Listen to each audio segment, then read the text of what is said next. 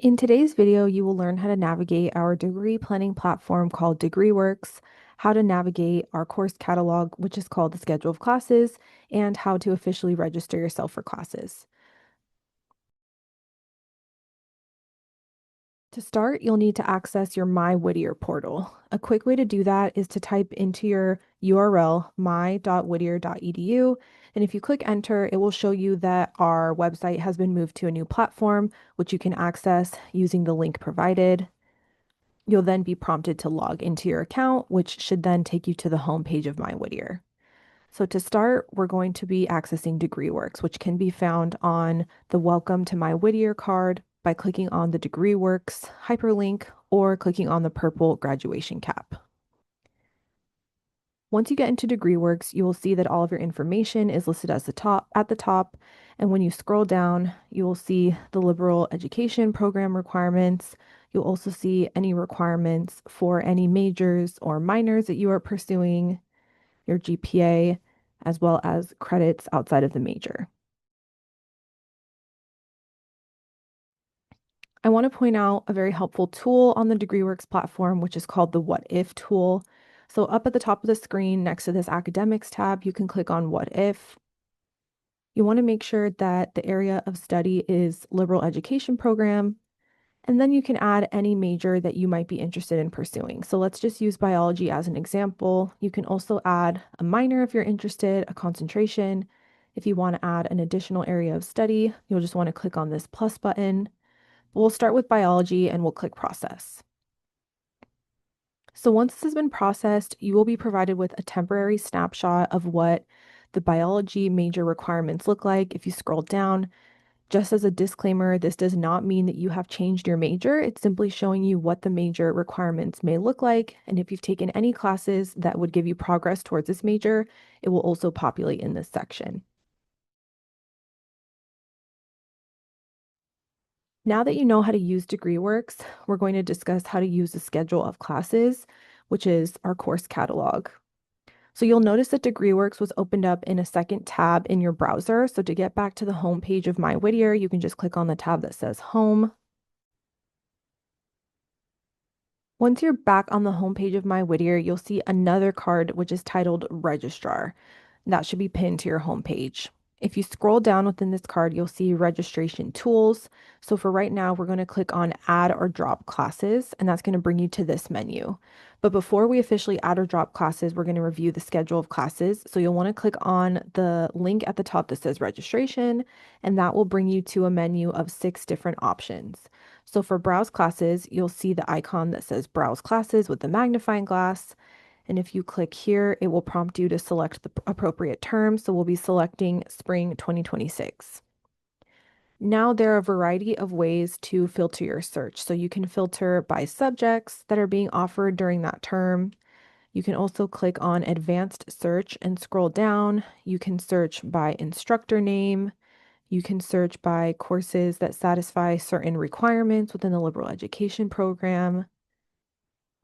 All the way at the bottom, you can filter by changing the days and times that you want this class. And times are here at the bottom.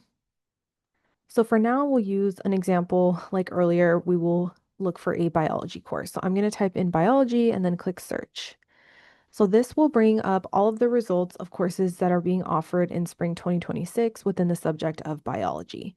So each column is going to provide you with additional information about this class.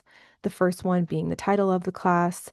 You also have the instructor's name, the meeting times, as well as the status, how many seats are available and how many seats are remaining. You can also click on the title of the course. You can read the course description, which will tell you a little bit more about the class. And another important piece of information you'll want to always check is the prerequisites tab, which can also be found here. So any course or placement test prerequisites will be listed here. So you want to make sure that you are aware that you meet any prerequisites needed in order to take that class. Now that you have had a chance to browse the schedule of classes, we will walk through how to actually register for classes. So you can start by clicking on the registration link at the top of your screen once again. That will bring you back to this registration menu. So the next option that I want you all to review is the Prepare for Registration section. So if you click on Prepare for Registration and then you continue with the appropriate term, this is very important information that you'll need to know prior to registration. So if you have any holds on your account, they will be listed here. These are holds that are preventing your registration that you'll need to address prior to registration. So business office holds, health services holds, or advising holds, you'll want to make sure that all of those get taken care of prior to your time ticket.